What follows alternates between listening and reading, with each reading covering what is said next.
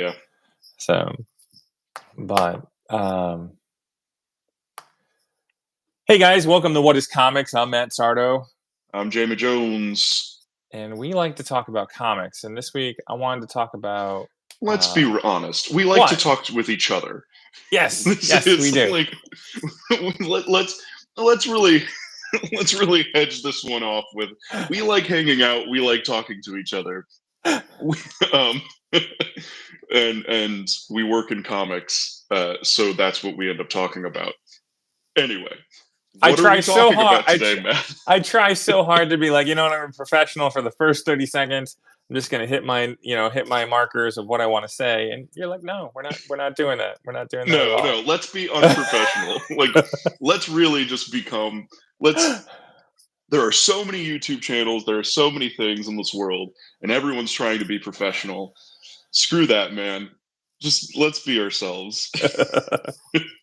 It's wow, that's a tangent, because I used to work in radio, and I now that the Bears are playing, I watch a lot of the radio guys are now like on Twitch or streaming, or they have video elements to their things, and they always say like, oh, you have a face for radio. And I've noticed, since they've been doing all this video stuff, that nobody's changed their appearance in radio. There's still the dude, the engineer with his hat on backwards and a dirty t-shirt, and he's like chiming in. And I was like, this thing's getting 1 million views, and nobody wants to like clean up a little bit, Well, this is a problem I have just in general. But having some kind of, I don't know, persona. Although I feel like mine is becoming more disheveled as I age. Well, you started way up here, though. You started right. Well, I do that when I go to conventions. When I go to conventions, I wear a bow tie. I dress up a little bit. I wear a sweater vest, or I have some kind of thing. But man, here I feel like I'm just. This is what I look like normally. Yeah. Chris Burnham. This is. Chris Burnham had the best get up. He was t-shirt and jeans dude. At the con. And he would hustle and do as many commissions as possible. And then when it was time to like network, he just grabbed his blazer off the back of his chair, put the blazer on top of his t-shirt, and like, oh, look, professional Chris is here now. Yeah. And he was, hustling, networking at the bars and stuff like that. And it was really there is an element of like dress for the job you want in this world, and I think that's easier to manifest when you are actually dressing for the job that you want, or dressing up or putting some kind of effort into anything. But that's just besides the point. That's not what we're talking about today, right? What are we talking about? This is the fashion podcast. Like, we're hitting a whole new market now. Hi everybody, welcome to the fashion podcast of comics, where we judge your indie grunge band's t-shirt. That's I feel like that ripped Matt Rosenberg in a way that is I love Matt Rosenberg. That is what he wears. He wears these indie bands, or like old rock bands. Great guy. Love that guy. That is what he wears at conventions. Yeah. We should definitely have a fashion episode after like a big convention. That would be funny. That would be really funny.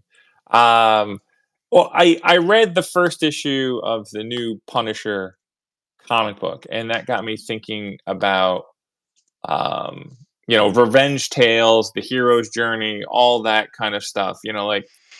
John Wick like nails it right away in the first John Wick. They kill his dog, which is representative of his wife who dies of cancer.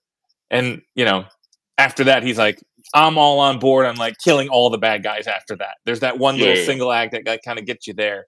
And so I was reading, The Punisher, and I was like, they didn't, the book is good, but it didn't like get me in there where I'm like, yeah, let's get the bad guy. And I was trying to figure out like, can you do that in 22 pages?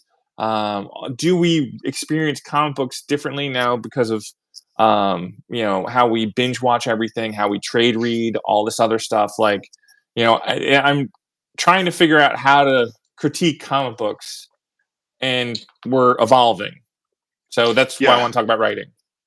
So this is like definitely critiquing the single issue format, right? Like that's how does that work in a world where everything's collected into a trade and you're kind of writing for the trade and you're writing in these arcs and contracts are coming in and it's like, well, you are going to be writing, let's say this Punisher book. I don't know anything about the contracts over there, but if it's anything like anything else, contracts are becoming shorter and shorter. You're writing like 6 issues, maybe, like maybe it's 8, maybe it's 6, maybe you're signed on for the year, but like, and that's, and when you're signed on for a year, it's typically a 10 issue arc, right?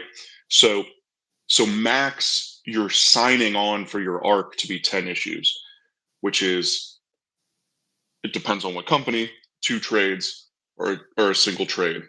Gone are the days of guys just writing comics forever. Like that was a big deal for the Snyder Capullo Batman run. Capullo signed a 50 issue contract for Batman, and it wasn't in his contract specifically. He was like, "I'm doing Batman. You're not going to give me 50 issues, and I'm going to go and do 5 issues of Batman, and then you're going to bring me over to another character." He's like, "No, my fans expect me to be on something for a long amount of time." He's like, "I just did 100 issues of Spawn. I can do whatever I want." So that mentality, I think, from the worker is also changed, right? Because we have long form, for lack of a better word, graphic novel, the stuff that is the Tilly Waldens of the world doing these, Raina Telgemeier, Tilly Walden, these people who are writing these longer form stories in arcs. These are the things that are selling them best in the world. So I think the mainstream market, the corporate comic side of things, is trying to emulate that side of the comic book, but there's not a big enough just dive to just have a writer and an artist do something for 5 issues and not put it out for 5 issues. I think the model is I think the buying model and the creator model are divided. Which has nothing to do with writing. Right. I was like, I'm sitting here, I'm like, I'm with you, and I'm like, okay, now what do we do? Yeah, I think the model's changed tremendously. But at the same time, Hickman's Fantastic Four run is one of the best Fantastic Four runs, one of the best comic book runs of all time, in my opinion. It's definitely mainstream superhero stuff. And every issue is self-contained, and it falls into a issue by issue story arc that is, leads to a bigger thing. Right. So it's really, and this is gonna,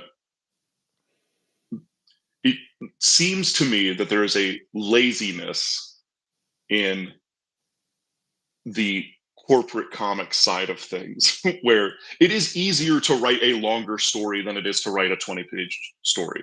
And it used to be, comics back in the 80s were 24 pages, and then it became 22 pages, and then it became 20 pages. And 20 pages is a lot harder. Like 4 more pages can get you a world of difference in pacing.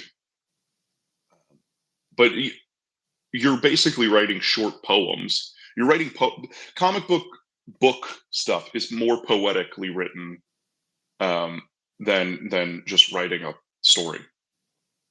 You actually are thinking about, where to cut stanzas and how many stanzas are in a thing and why, you're just putting in the largest amount of information or the largest amount of feeling in a certain point, and then going off and doing, you know, than really being able to flowery language. I guess that's the right. Yeah, I mean, for me, since I like go based on feel, I kind of think of it as like a DJ mixing songs. Like, page one is this and page two is that. Like, and how does that like emotional feel or roller coaster work for the reader? And I know like, and it keeps the thing moving, which is probably why I'm not the best writer in the world. But it's more of Well, you a just need, feeling, but you need an editor. Like right? that's that's all you need, right? Like feeling is a great way to work at it. I don't work with feeling like at all. I'm like you know me. People might not know me. When I talk about comics at like panels and things, I have had people come up to me and ask me if I like my job afterwards, and I'm like, yeah, of course, but I'm not. This is still a business. This is still a job, so I Right. have to think about it. I know when I like present something to you, I know that I have to have a defense to it because you're like, why, Yeah, that's why true. do we need this? And like you're like, well, I don't know, we just got to cut it, like or whatever. Like Yeah. if it's not helping the main thing, like why do we have a Why superhero? is it Why do we have a necessary? superhero jumping through the moon? Because it looks awesome. Yeah, that doesn't matter. Um, yeah, exactly. Um, yeah, I have been talking to a lot of people recently about superheroes, and I realize I love superheroes. I love superheroes. I love the tropes. I love the things. I love action adventure stuff all the time. Um, but my problem is, um, I'm not interested in anything coming out now. Like everything I like is old. I'm not into revisionist superhero type things. I don't need villains to be uh, relatable, and I need heroes. I want heroes to be good guys, right? All of these characters worked best when they were created in that kind of black and white uh, stylings. Um, I have no desire. I'm not here for the boys. I have no desire for the boys. But you know what I do have time for? Plastic Man. Like that old Plastic Man stuff is so well done. It's different. I'm much more interested in like characters that were created out of like a necessity, and also they're children's characters, right? I don't need I don't need characters to be depressed for me to feel like I'm getting something out of it because now they're relatable to me. I get it. Yeah, I I know that for superheroes, certain superheroes, like I like the concept of them. I like the concept that I have created in my head of like Peter Parker and what he'll do to like save the day, like and what he'll go through and what he'll sacrifice. I've seen it happen before, but like, when you have whatever 500 issues and you've condensed that down in your brain to a single issue, like I know there's a massive feeling that I get with Peter Parker and him being trapped and like, there's 20 seconds to defuse the bomb and Aunt May's over here and Mary Jane's over here and he's all beaten and bleeding and all that stuff. Like that's the emotion that I have when I think of like Spider-Man. And Yeah. I don't know. This is me. It's like it's more a philosophical thing. Like I don't know after like reading, 700 issues of Spider-Man, like now I've kind of had this own persona of Spider-Man to now when I read a single issue, like you can't compare it to everything you've read before. I'm just trying to figure out how to like enjoy it for what it is. Yeah. I don't know how to tell you. I don't know the answer to that. I think I think there is a turn in uh, work Well, let's bring it back to writing. Let's focus in on I guess writing and things used to be. I think comic books and when we talk about comic books, we are kind of just talking about superhero comics, right? Like this problem doesn't exist, or maybe it does, but it's single issue Goon comics. I loved the single issue format of the Goon. It was kind of like, here's a problem.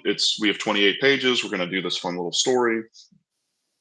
It ends, and then next issue we pick up, and the next issue we pick up, and when he wanted to do a longer form story, the Chinatown story, he did, and it was only a trade. It didn't come out in single issues, and I think that's an awareness of. It's a self-awareness of of the cartoonist looking at what his audience can endure. Do you wait time for for a graphic novel, right? Can my audience endure that? Can I endure that? Writing something in a long format is a lot different than writing something in 28 page spurt.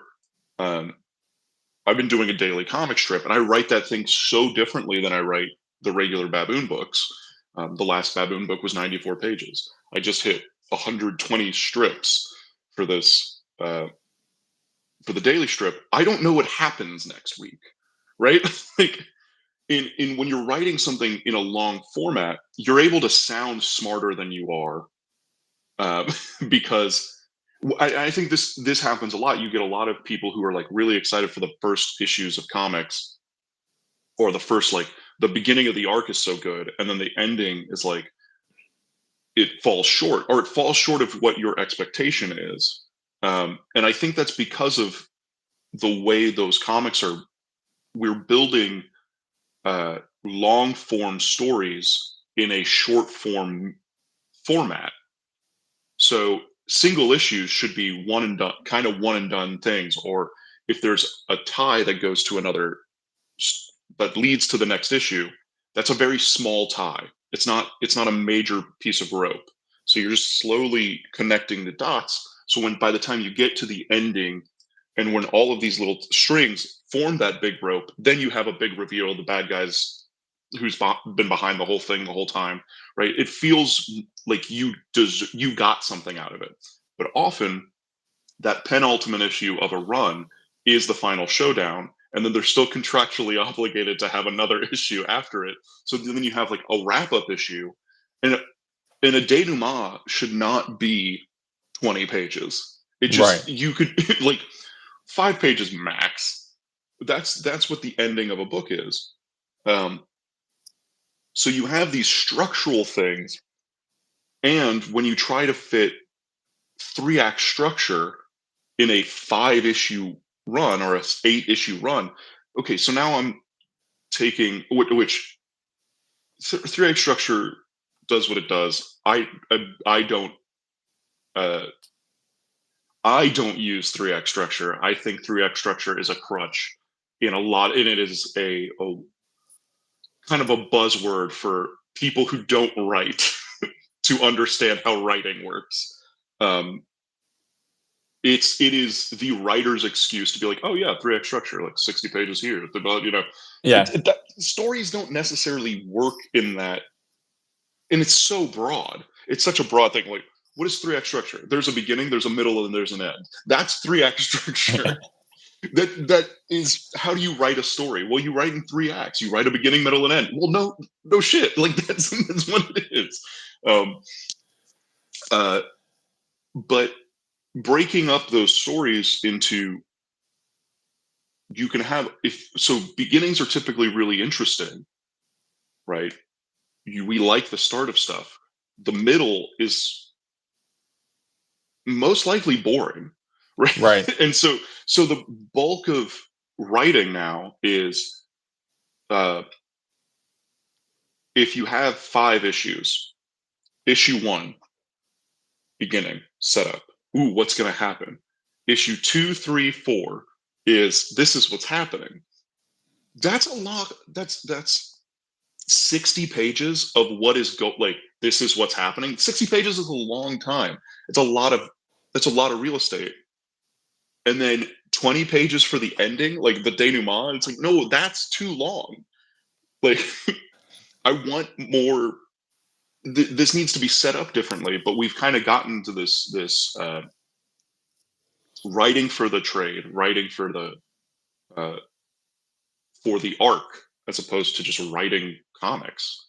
Um, the Great Darkness Saga, which is Legion of Superheroes. Let me let's bring it back to Legion of Superheroes. Let's bring it back to superhero comics and Legion of Superheroes and Paul Levitz and Keith Giffen's Legion stuff is so crazily paced. There's 30 plus characters in the Legion of Superheroes, and they all have storylines. And there's away teams, and there's things going on over here. If they wrote those stories in 6-month arcs, you would be bored by the time you have to start another thing. What they do is like every book, which I think at the time was like a 28-page book, it's like 5 pages of a character over here, 5 pages of a character over here, 5 pages of a character over here, they split it up. It's 5 different team books in one comic, and stories were not set to this this cadence, this for lack of a better term, this saga cadence, right? Saga changes the way publication works, right? You have an arc, a trade, another arc, a break, a trade, another arc, right? That's that kind of seasons. And sometimes you'll see DC does this more, but it'll be like this season of Batman is this or this, writing in the seasons doesn't work for single issues, I don't think. But in Legion, back to 80s comics, they were writing stories, and it took as long as it took, right? And so here's Karate Kid's and Princess Projecta's marriage story. It's going to take 4 issues to do. But while this one's going on, this story about Starman is going to take 8 issues to do. And so you constantly have new things popping up in the storylines and things ending. So you're never dissatisfied, because if I don't like the ending of this story, that's fine. There's another story starting. There's a new thing happening, and or this part is really interesting. So you get, I think, as a whole, as a reading experience, a book that's easier to read because you're not bogged down by the middle. You're always getting starts and stops and new interesting things happening. Read an old Jack Kirby comic. They're amazing. He doesn't hold anything back. And I think that's another thing that mainstream comics do now that we didn't back in the creation of mainstream comics, right? The creation of superhero comics is, why would I make a new character if Marvel's going to own it, right? Why would I make a new character if DC's going to own it? That's a big topic of conversation. And I get that. And there's enough toys to play with over there to do interesting things with. But when these things were being created, every issue of Fourth World has like 5 things in it. 5 new things, 5 new pieces of information that's just like, this is so dense and rich with ideas that you're throwing in a bunch of stuff, and then I'm not going to hear about it for the next 3 years because you're just like, well, I'm not interested in writing about that. And wars and past things and new technologies and all of that stuff, throwing everything into single issue comics make it feel more interesting. but it's not as good as a trade read, right? Like that's where what we have now is, uh, if we're writing for the trade, write for the trade. Right. Don't make it single issues, but write single issues in a single issue format. I think there's ways to do it. I think that the best of uh, comics like that, or the syndicated comics, are it's television. The best of syndicated comics is television, right? Like Yeah. the things that everyone really really loves about waiting for the new episode of Breaking Bad, or it's like, well, this happened in this episode. What's going to happen in the next episode? How are they going to deal with it? It's set up, delivery, set up, delivery, set up, delivery. And if the blowback from issue to issue, if we're leaving on a cliffhanger every single issue, then you have to solve that problem. Well, that was The Walking Dead. Kirkman did that really well with The Walking Dead. Every episode like ended with like, oh shit. Like it was just Mhm. like, because there were zombies or there was something like you'd walk around a corner and be like, oh, there's a bad guy. There's a zombie. There was a lot of Every conflict going on in that world. Something happens, and I think it's telling in Walking Dead. Um, just from a collection standpoint, they don't put their chapter breaks, they don't put their issue breaks in the trades, so you can just read it as Right. one continual story, Yeah. and it makes you want to read the next thing. Every single time you would pick up a Walking Dead, you'd be like, okay, what's going to happen? Okay, I'm going to blow through this. Now I need the next trade. Now I need the Right. next issue, because I'm interested in the characters, and interested in all the other stuff that's going on, and then you're leaving with some major idea, right? You want to read the next thing. Most of the time I pick up an issue of comics now, and it's like I'll read it and I'll go, I don't care to read the next thing. i'm not Yeah. I'm not intrigued enough to read the next thing. um I mean, that's all I do is kind of review number one issues, and I'm like, okay, I should kind of like the telling review would be like, how many number twos and number threes did I read after reading the yeah, first issue and stuff?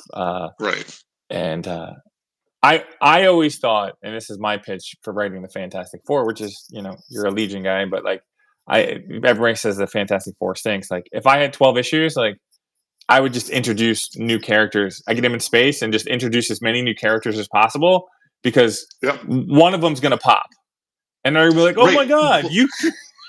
that's the thing about superhero stuff, and I mean, I do that with when writing the Baboon. If I don't create at least 2 to 3 new characters per book, what am I doing? Right? Yeah, Like it's something crazy has to happen, something new. There needs to be new characters, new things every single time. Because if there's not, what's stories become boring, I think. Um, Especially long form stories. Writing the comic strip has made me realize that, just how different it is to write something, uh, that doesn't have an ending, right? This doesn't it Comic strips end when the book either gets canceled, when the strip gets canceled, or the artist dies. That's when comic strips end. yeah, Like, these guys were writing strips and strips that you don't know anything about went on for 10 years. I just learned about Johnny Hazard. Johnny Hazard has 14, 15 volumes of it so far, and it came out during World War II. Frank Robbins draws it. It's amazing, and it is the best of all of them. It really is. It reads better than Steve Canyon. It reads better than Buzz Sawyer. Like, it reads really well, um, and it's fun. And I never heard about it until I was like, got really into Frank Robbins. And then I was like, oh wait, he did this comic strip. He's amazing. Um, yeah, it's that kind of stuff. Like, such a glut of content, that things just slip under the Oh yeah. Oh, totally. table all the time. So it's like, Yeah. why the things, and we complain about the stuff that is high, right? That's high profile. Why do we complain about the new Spider-Man, or why do we complain about the new Batman, or like the new Superman? All of the mainstream characters, when they're just, because they're boring, but they're also the biggest profile book. Uh, there's other stuff. There's other stuff, and there's more interesting stuff. And I think that's. Yeah, I don't want to I harp think on. it's telling. Let's go Yeah. into writing for the trade versus writing for the single Okay. issue. Again, Yeah. I think that's really telling that like Brubaker and Phillips are just doing trades now.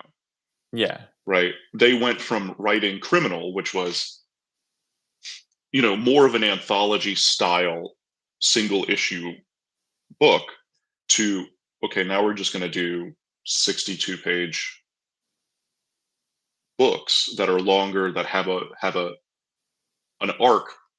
2 to 3 issues. Batman was at its prime when he did 2 to 3 issue arcs, right? Yeah. When you would read it in 1, 2, 3. You want to talk about 3 act structure, beginning, Yeah. middle, end. You Yeah. got it, right? And that fight scene has to start at the end of book 1 and has to end at the beginning of book 3. So you can have a single issue of just like a cool fight scene that something's going on, and then you have beginning, it takes off immediately, ending, it comes down. I think 3 issue arcs are great, and I think Yeah. 60 pages is a great arc. I think books just got too long. I think comic book arcs got too long because of the trade.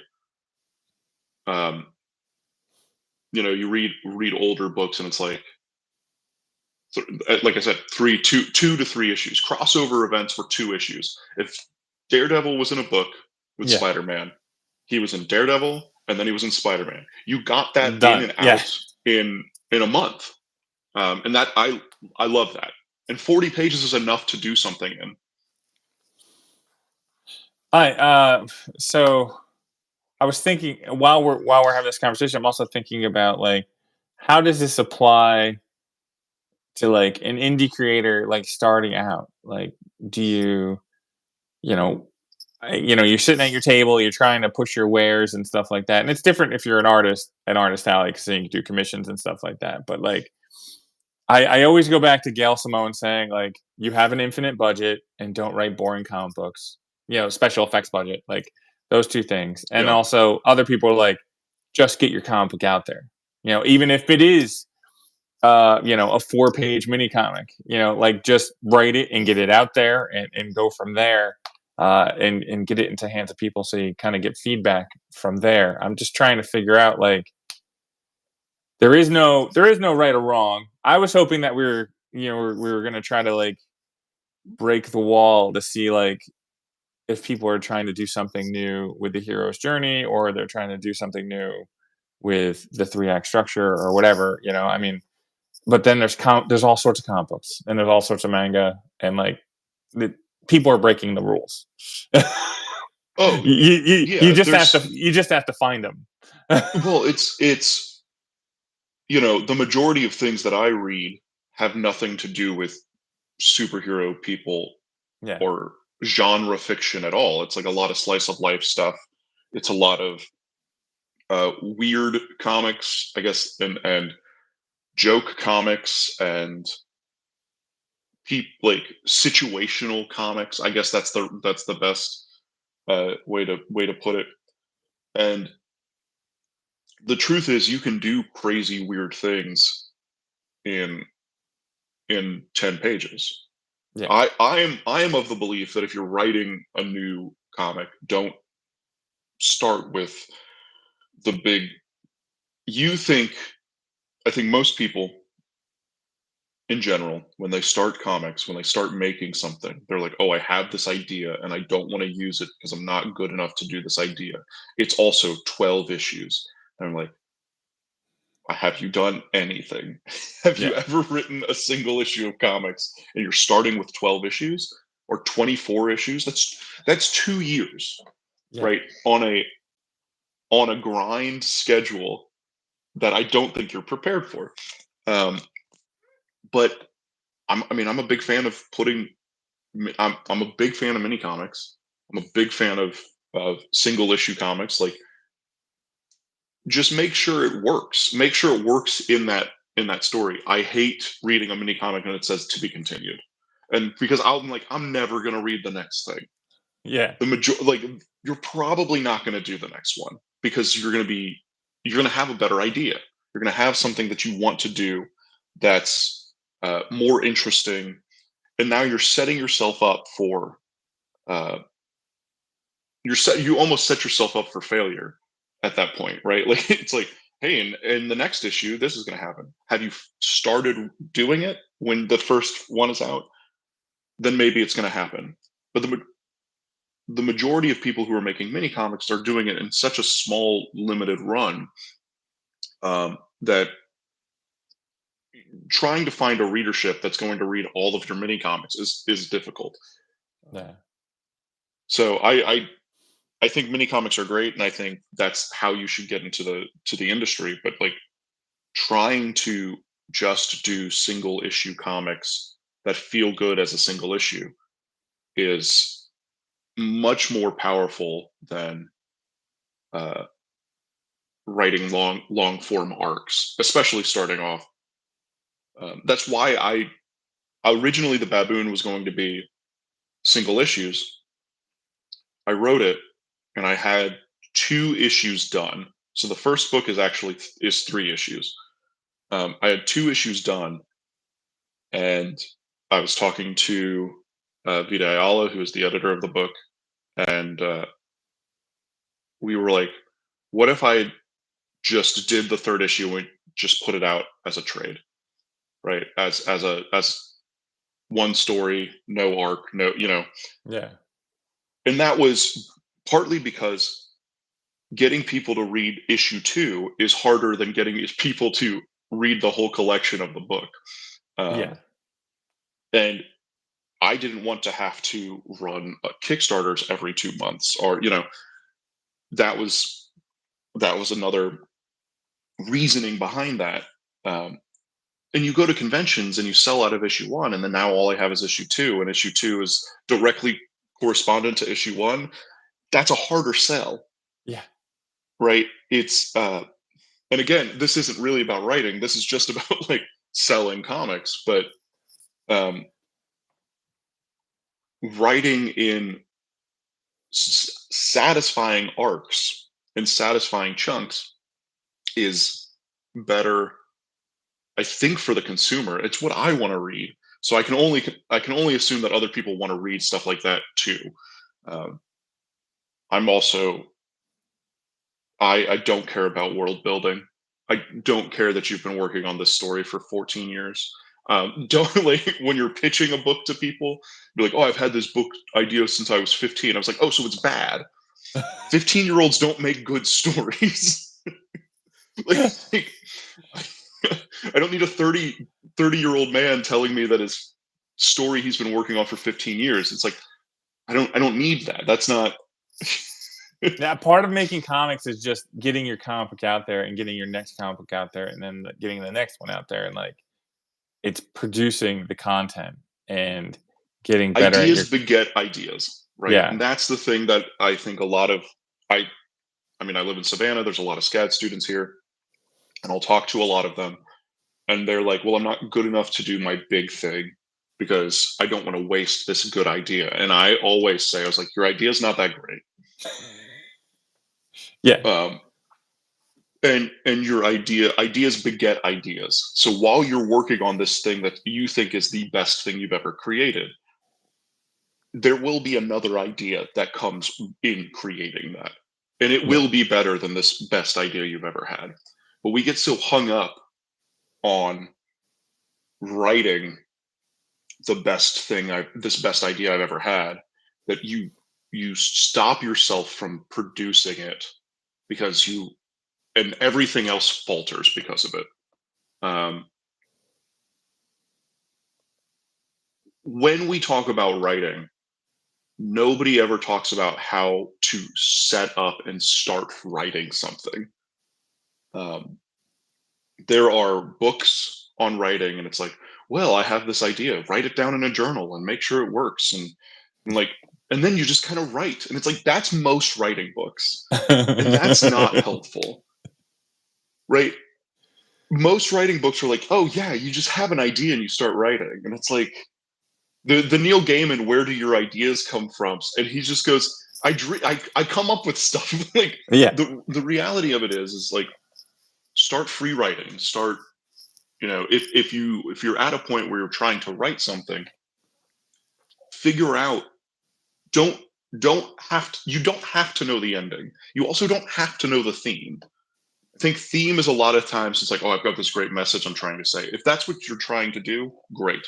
But I think a lot of books are more powerful when you write something and then you read through it and you go, oh, the ending says this. Let me just put this little bit, let me tie this together to the top. Chekhov's gun is often used, right? If there's a gun, he said, if there's a gun over the mantelpiece, that gun better be used by Act 3, right? Yep. Because now you're setting up an expectation, and that better be used.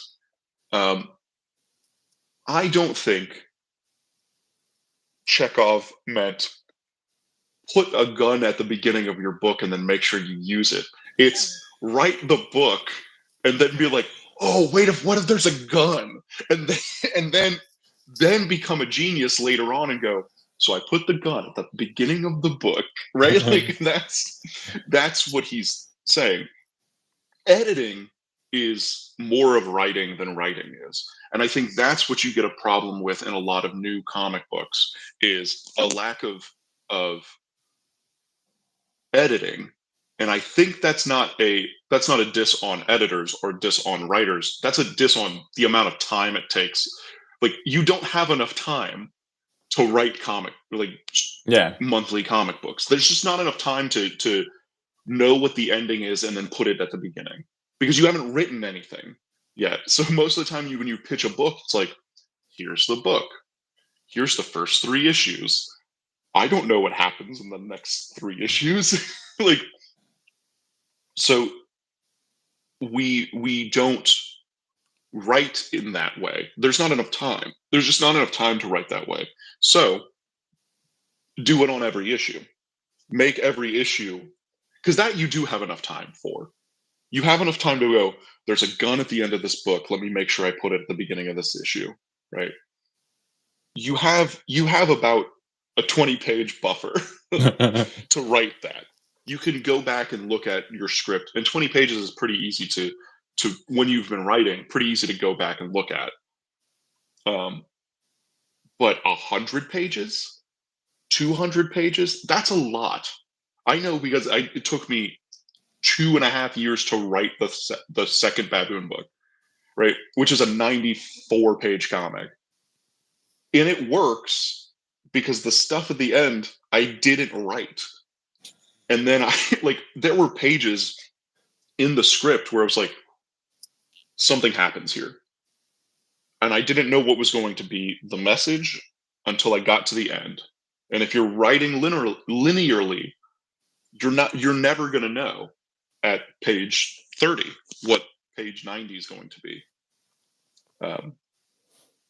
You might have an idea, but characters do things. There is a semi-magic element of writing stuff when you have developed characters, especially like Batman. Batman will figure it out, right? Yeah. You, the writer, the writer might go, oh, I had Batman do this. No, Batman figured out how to get out of that issue. Yeah. Because you're writing a character that has 70 plus years of history.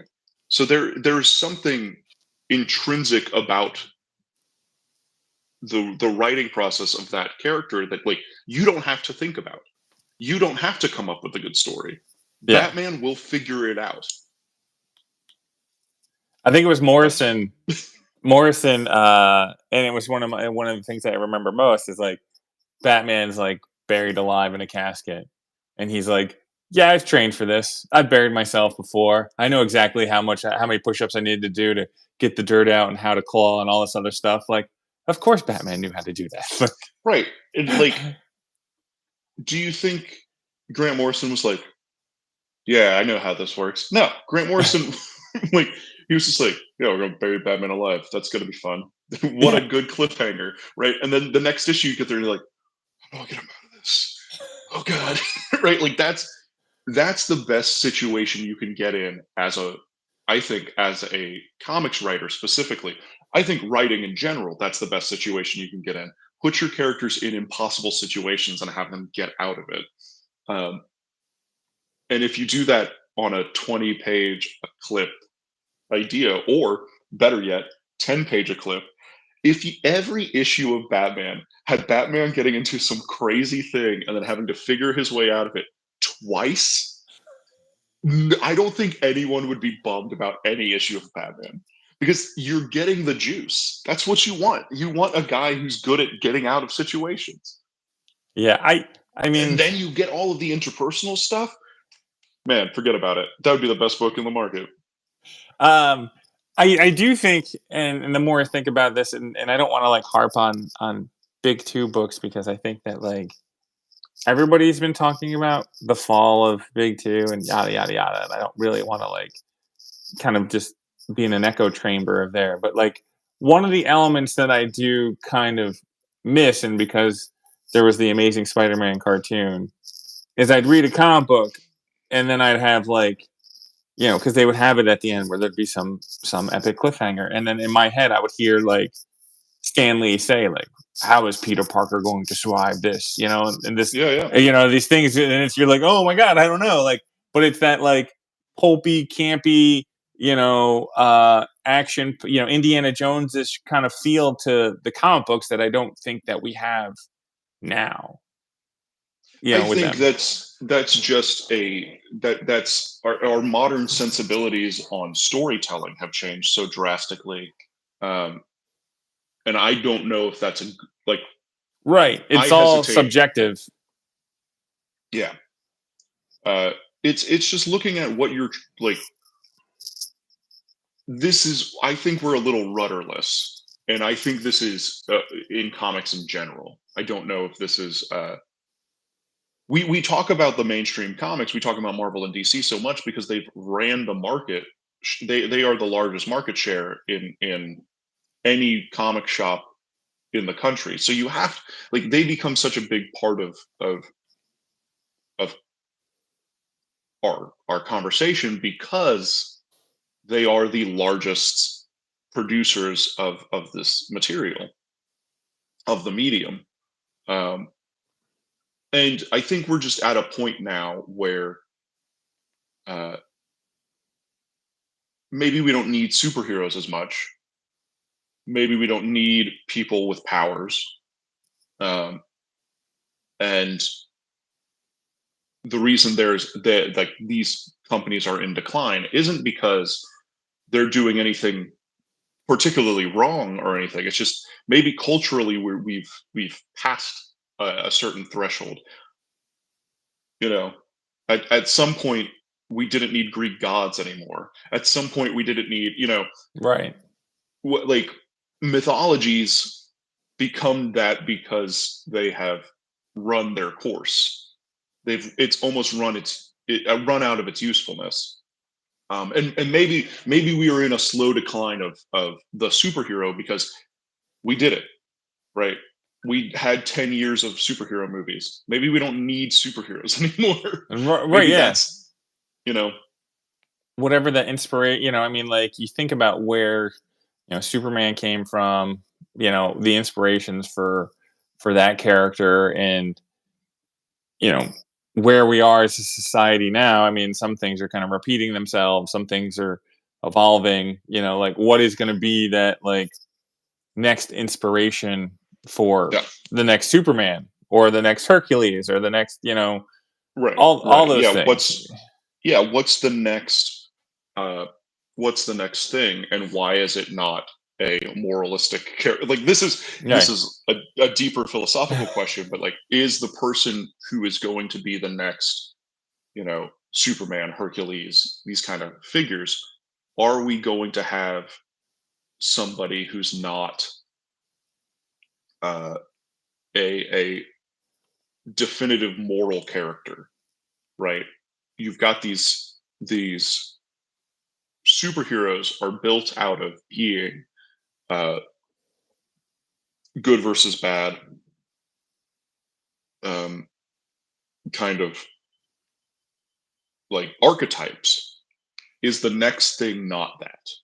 Is the next thing, uh, do we go more into a Star Trek Right. version or do we go back to Star Trek, right? Because I think that's people being people and doing humanitarian things, Yeah. which and then you get Star Wars. This is the biggest difference between Star Trek and Star Wars is Star Wars is a superhero comic.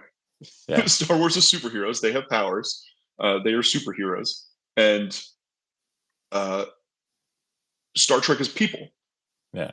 They are people they are people doing stuff, and they are fending for themselves. And is that difference um, what we're going to see moving forward? I don't know. I don't have that magic 8 ball to Yeah. I predict well, what's going to happen, but I just kind of just been trying to figure out like my emotional journey with comic books because like I mean I talked about this in my review of Punisher. I grew up with Punisher in like the late '80s, early '90s, and I was a teenager. And you had the anti-hero trinity of Wolverine, Ghost Rider, Punisher, and they were in all the comic books, and they were like shooting bad guys and kicking ass, taking names, and Peter Parker was like, "No, you can't kill people," and they're like, "Whatever," and and there was that, and then I read the Punisher today now with a wife and 3 kids, and I was like, huh, the Punisher is a really depressing story. Like he's just not. yeah, It's yeah, yeah. there's nothing fun about the Punisher at all. His family got slaughtered, and now like he's eventually gonna go down this go down this line as far as he can until he's done. Like Well, there is no like Punisher Punisher is old Batman, right? Like yeah look at it, and just a this is just a tangent, an idea, yeah but Punisher is a character made for old people. Is made for older people. Batman is a character made for kids. Batman loses his parents. That's the worst thing that can happen to children. Is you yeah lose your parents. What's the worst thing that can happen to a married man with a family?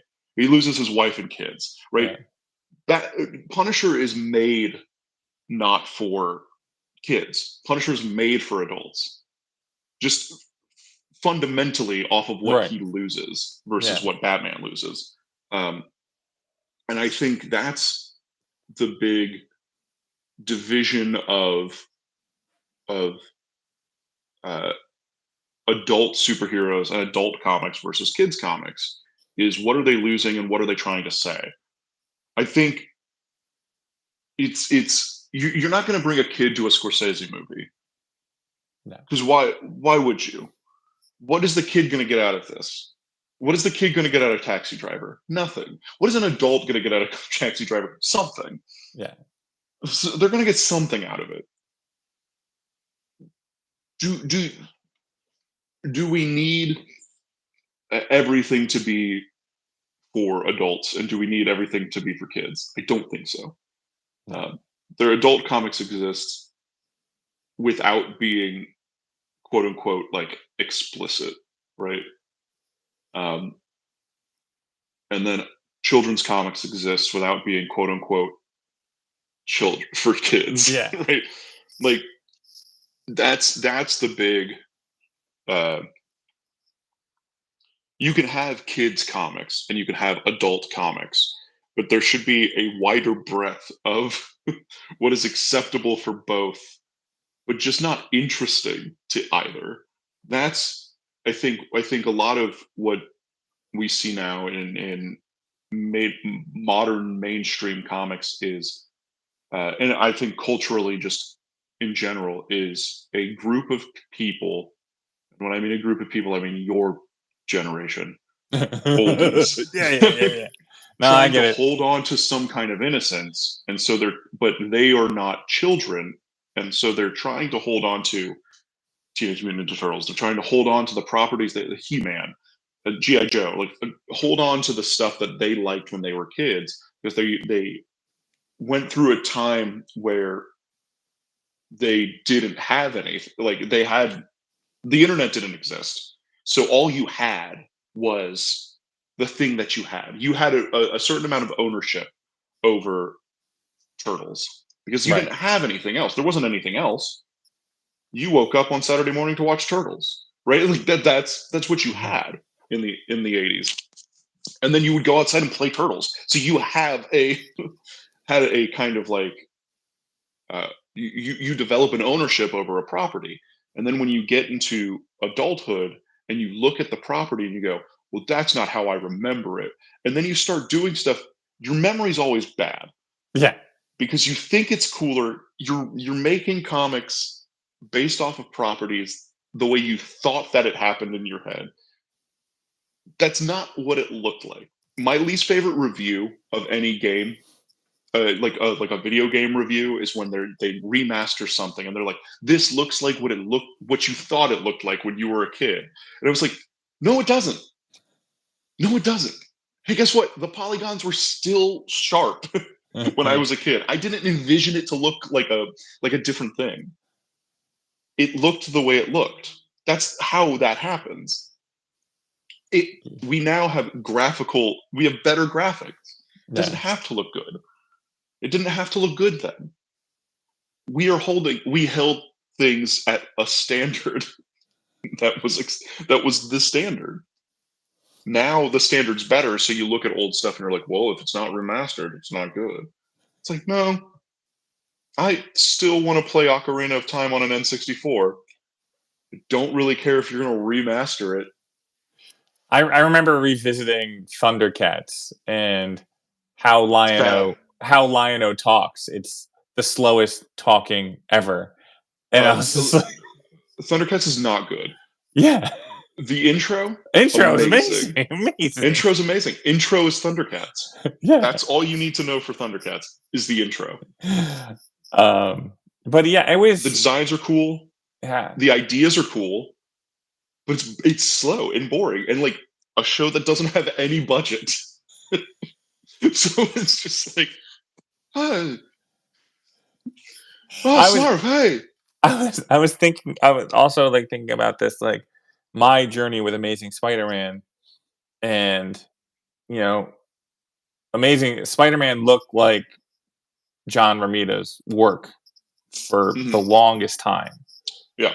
And so that was, my token Spider-Man. Like, same thing with like what you think, when you see a George Perez Batman or Justice League, like that's iconic. And then I just remember like, okay, Todd McFarlane comes in and you have him do Spider-Man for, 25 issues, maybe that.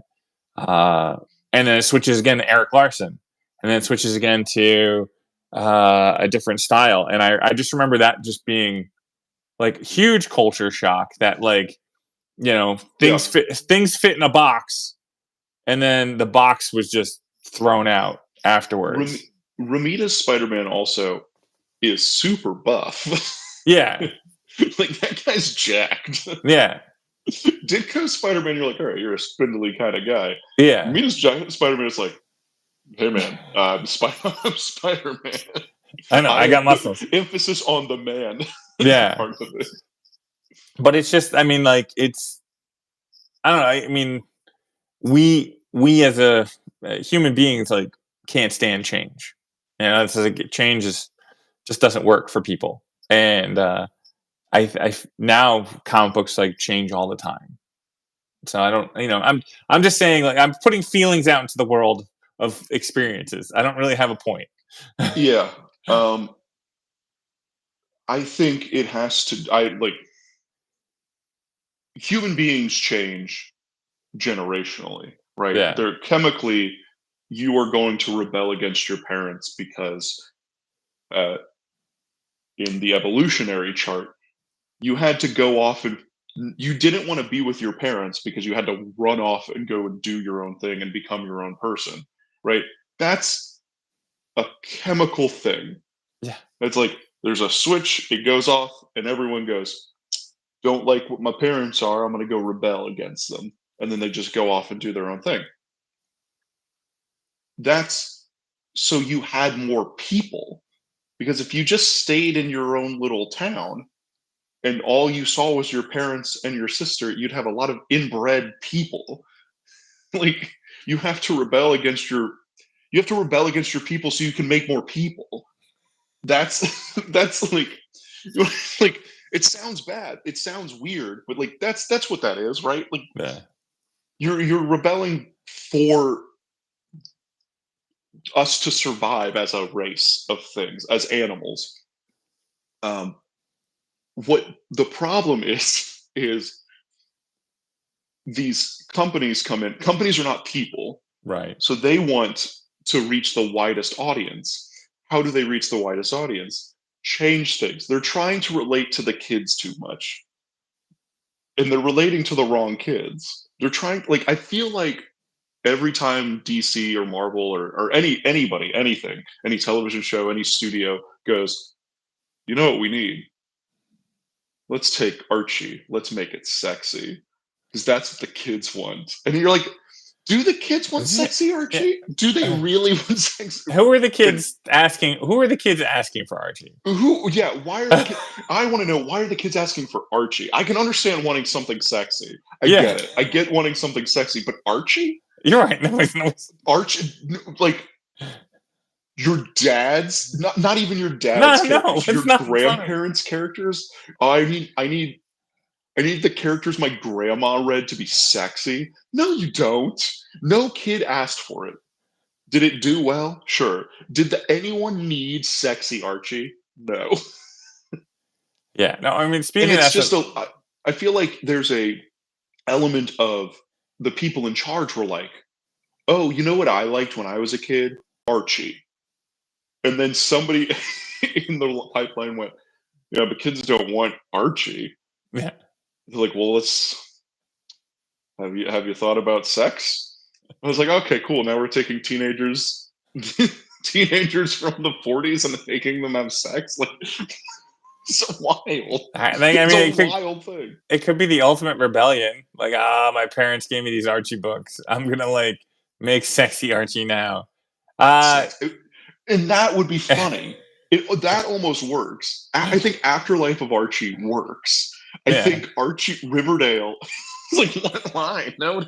Nobody asked for this. Just make the OC. Like, why didn't they just reboot the OC? Didn't they just reboot the OC? That's what people. If that's what they want, that's what they want. Wait, so is this Archie the modern like Beverly Hills 90210? Yeah. It was this generation. CW. Yeah, it was this generation's Beverly Hills. It's on the CW. It's like the CW makes the same show over and over again and with a different can of paint. Now we have, but I just don't understand why it's Archie. I think it would have been just as good. It probably would do better. The only thing that Archie does is bring in an audience of people who like Archie. I'm going to tell you right now, it's a small audience. Like, it's not a big enough market. If you're going to do sexy something, do something bigger. Like, I don't understand why Archie had to be sexy. I guess that's really what it comes down to. I'm all for it. If you love Riverdale, love Riverdale. Your line in the sand is right there. Archie. I just don't understand. Sexy I don't understand what the executives went. You know what properties are ripe for sex? Archie. I don't like, and also, is there enough people interested or reading Archie? I feel like Archie's constantly going bankrupt. Like, I feel like they're constantly on the verge. As a company, I feel like Archie Comics is constantly on the verge of bankruptcy. Yeah, I don't know who's buying Archie. If you're buying Archie, who buys Archie? I would love to know. And there was when we first started Monkeys Fighting Robots like 7 years ago. That's when like Mark Waid was like editor in chief, and there was like Afterlife of Archie, some other Sabrina. Mm-hmm. There was like some really good, well written books, and some cool artwork and stuff that they were working on. But again, like, I don't know who's I didn't read them. I guess it's like slice of I life, like I guess it's just trying to fit a different they went really indie hard, like really for the indie vibe, and like they were creating good stuff, but again, like it's who's buying that, kind who's of thing. buying that? Are you getting new? I guess this is really the question I would have for Mark Waid is like, who were you targeting? Were you trying to target new readers?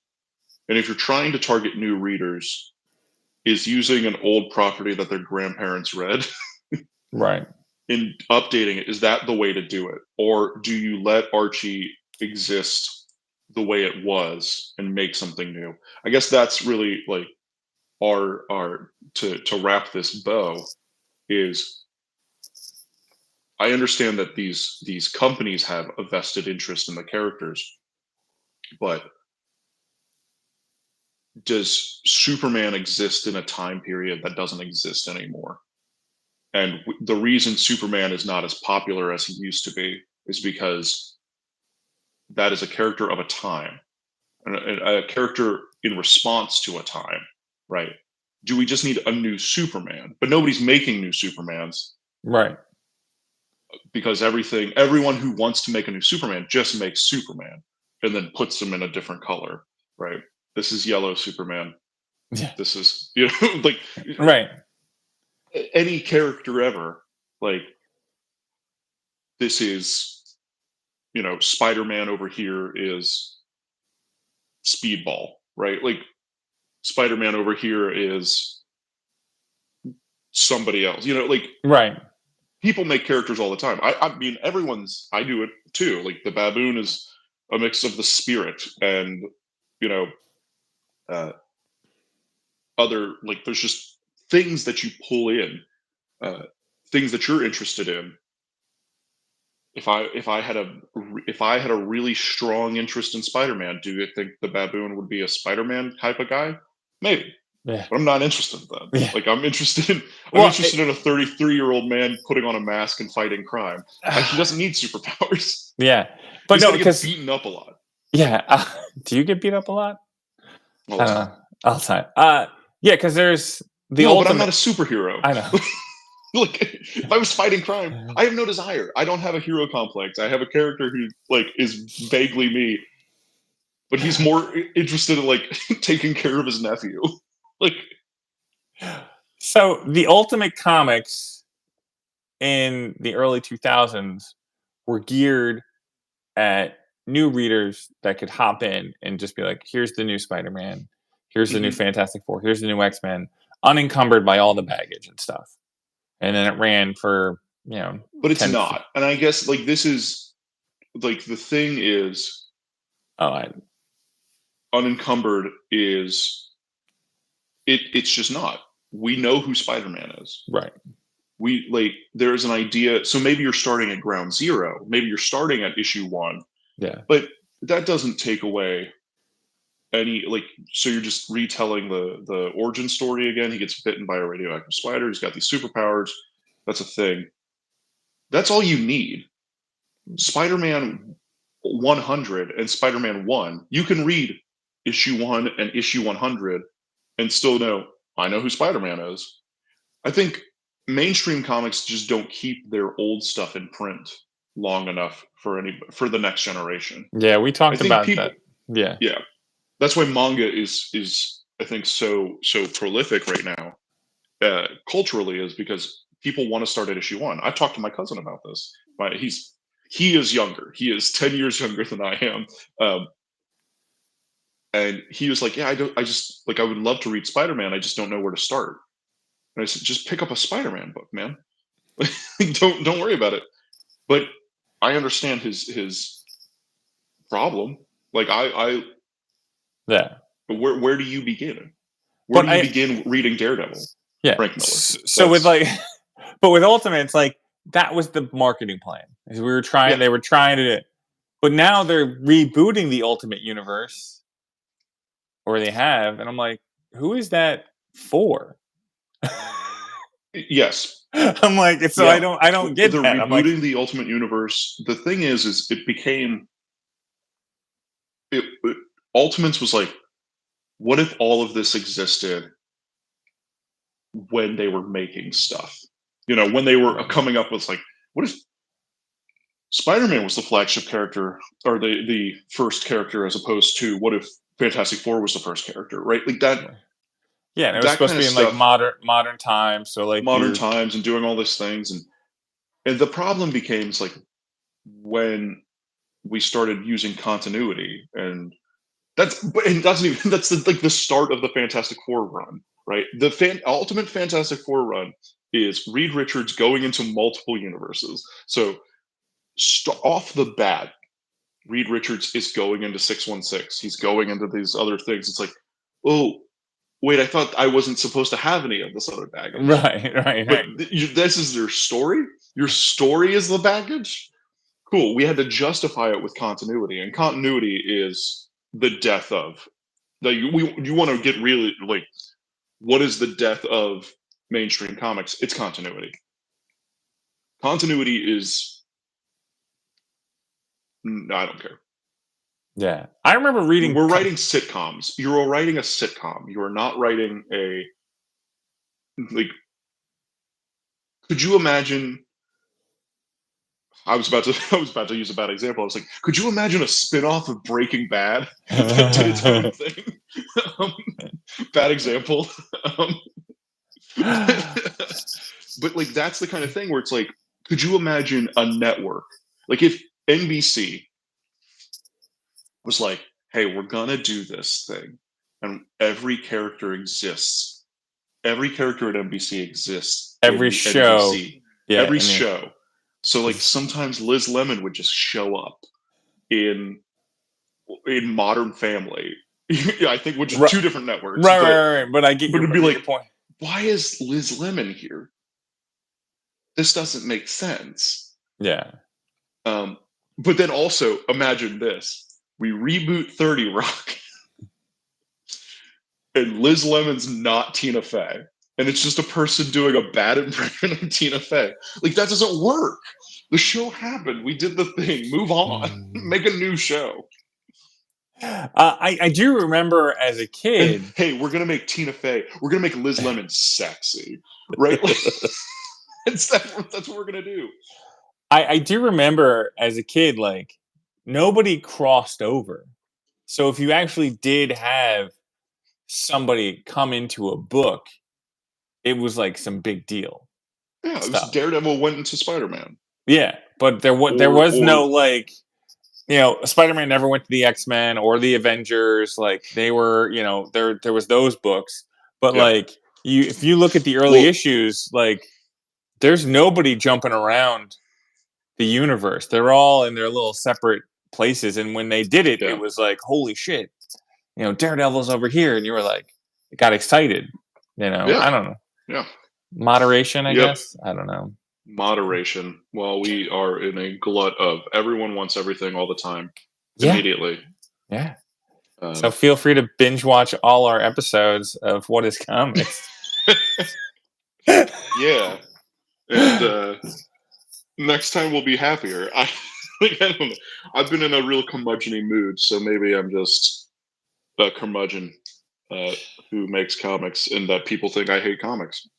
But I don't. I love comics. I read The Holy Roller by Rick Remender and Andy Samberg, and I'm blanking on the artist, and that was fun because it was just like bonkers craziness, and with a bowling ball and stuff like, and I was like, oh, this is fun and crazy and stuff. So, and then I like read The Punisher, and now I'm like all depressed. Like it's like I think I just need to find like my genre of books that I like, and then Yeah. just start reviewing those and talking back. Sometimes I just enter into different realms where I'm like, yeah, I don't want to be I here. mean, that's a big thing. We live like, you don't go into a Barnes and Noble or into a bookstore. I'm assuming. Yeah. Matt, you don't go into the Barnes and Noble and go, show me the romance section. Like I just like, we have different types of things for different types of people, and this is another thing. We categorize comic books as one thing. Yeah. Like when you go to a Barnes and Noble, you'll get, here's the comic book section, here's the manga section. It's different, and it's like, Yeah. no, it's still comics. But you'll also see Watchmen next to Bone, and it's like, Yeah. these are two very different books. Are we not categorizing? We're not internally categorizing things.